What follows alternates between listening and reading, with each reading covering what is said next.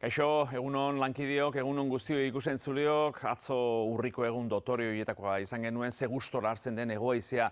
udazkenean tarteka. Bero antzeko arratsaldea, baina gaur ez da horrelakorik espero, batez ere Kantauri isurialdean barnealdean eta Araba, Nafarro erdi hego parte horretan, atzo 27, 8, 9 gradu izan genituen, gaur ia iparmende bala daukagu, gero gainera indartu egingo da, arratsaldean bagurrina moduan barnealdean, eta fronterik ez dator gaur, baina nahikoa izango da, itsasaize hori gailentzea, hodeiak sortzen hasteko, dagoeneko kosta partean hodei baju batzu baditugu, gero eguerdi partean arratsaldeko lehen orduan sortu egingo dira, mendikontretan eta txapeltxoak, zerua estali egingo da azken ordurako, barnealdean laino altu batzuk bai, baina oroar ez dugu espero, hor hodeitza trinkorik eta, baina termometroek barnealdean ere behera egingo dute. Itsasertzean,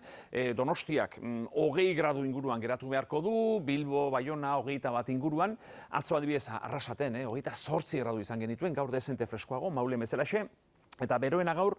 Nafarroa hegoan espero dugu, Tuteran 26 gradurekin, baina, Gasteiz, Iruña, 22, 23, hori bai, gaur temperatura freskoenak atzo baino desente altuagoak izan dira, eta beraz, sensazio termikoa arratsaldean freskoagoa izango da, baina bitartean hainbestekoa. Bihar, fronte baten hodeitza dator, euri pixka bat egingo du Kantauri isurialdean, hori bai,